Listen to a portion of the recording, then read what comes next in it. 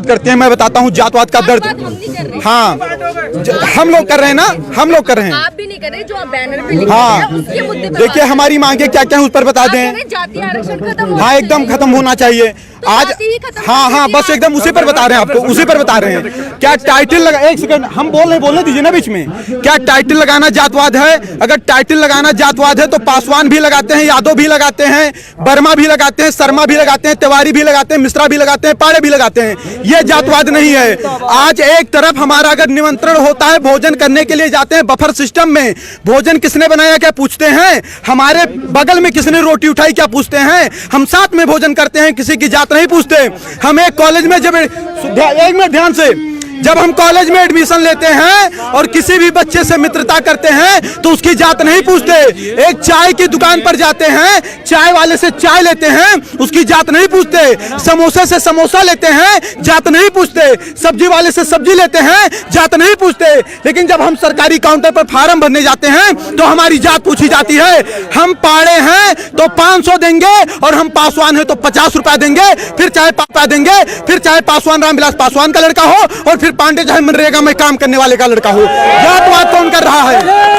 एक पूछना है तो पूछिए, आप पूछिए प्रश्न। क्या बेनिफिट होगा अगर ये खत्म हो जाएगा? देखिए बाबा साहब अंबेडकर ने कहा, बाबा साहब अंबेडकर ने कहा 10 साल के लिए रिजर्वेशन होना चाहिए।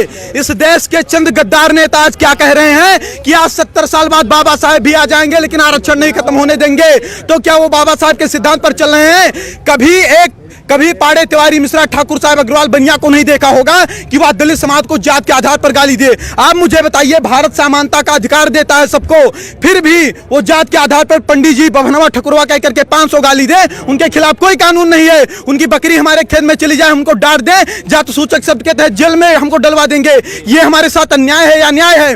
अन्याय हमारे साथ कौन कर रहा है? आज कानून बनाए जाते हैं कि किसी दलित लड़की का आप गलत दृष्टि से पीछा करते हैं, किसी दलित लड़की का आप गलत दृष्टि से पीछा करते हैं तो आपके ऊपर कम से कम 1 लाख रुपए जुर्माना लगेगा, आपके ऊपर हर्जन एक्ट भी लगेगा। लड़की सामने जा रही है, हमें क्या पता कि वो दलित है कि सवर्ण है। दूसरी बात, अगर कोई सवर्ण लड़की का गलत दृष्टि से पीछा करता तो उसके खिलाफ ऐसा कानून क्यों नहीं होना चाहिए? ये भेदभाव हो रहा है कि नहीं हो रहा है? आज मैं स्वयं 8वीं क्लास में पढ़ता था, मैं 1.5 साल का था, तभी हमारे पिताजी खत्म हो गए थे। 300 रुपया फीस जमा करना था, गुरुजी ने कहा बेटा नहीं जमा करोगे नाम काट देंगे। हमें फीस जमा करना था।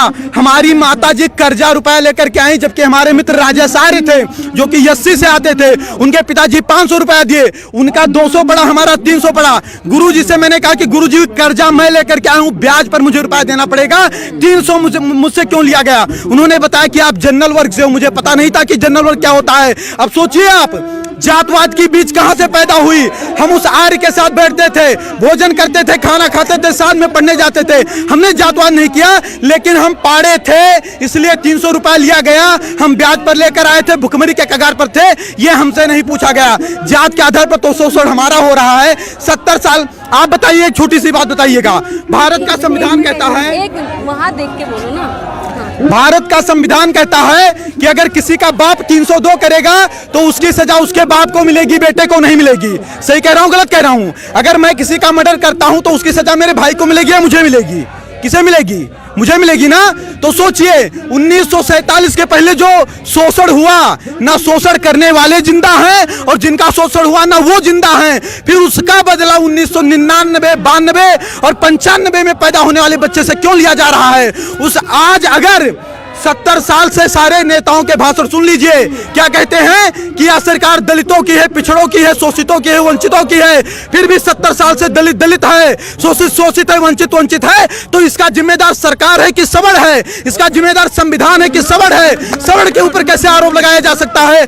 हम नरेगा में काम करें, हम मजदूरी करें, हम ठेला लगाएं, लेकिन पंडित जी हैं इसलिए मुझे अच्छे स्कूल में एडमिशन नहीं मिलेगा, 90% लाकर मुझे फेल कर दिया जाएगा। क्या मुझे इस देश में न्याय नहीं मिलना चाहिए? और अगर न्याय देने की क्षमता इस देश की सरकारें नहीं रखती हैं तो खुल करके कह दें कि आप इस देश के नागरिक नहीं हो, हमारे मताधिकार भी छीन लें। फिर क्यों कह रहे हैं, हमारे वोट क्यों ले रहे हैं वो लोग?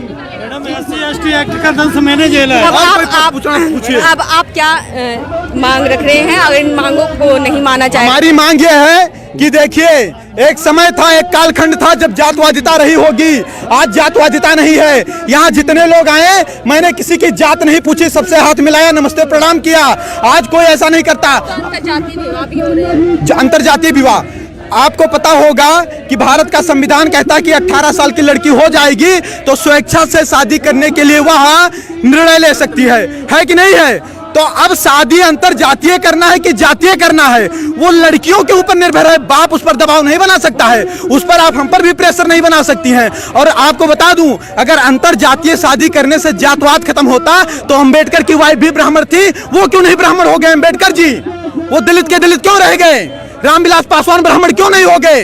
वो दलित के दलित क्यों हैं? ये चंद लोग मलाई काट रहे हैं। आज गांव का गरीब दलित गोबर और मिट्टी में पड़ा है और दलित का मुद्दा उठाने वाले लोग मर्सिडीज से चल रहे हैं। उसके बाद उनका शोषण वो करते हैं। 22.5% दलितों का रिजर्वेशन, क्या उसमें कोई सवर जा सकता है? नहीं जा सकता। उसका लाभ कौन ले रहा है? दलित ही तो ले रहा है। अगर कहीं पर आरक्षित सीट आती है तो वहां चुनाव कौन लड़ेगा? दलित ही तो लड़ेगा, सवर तो लड़ नहीं पाएगा। फिर उनका अधिकार कौन खा रहा है?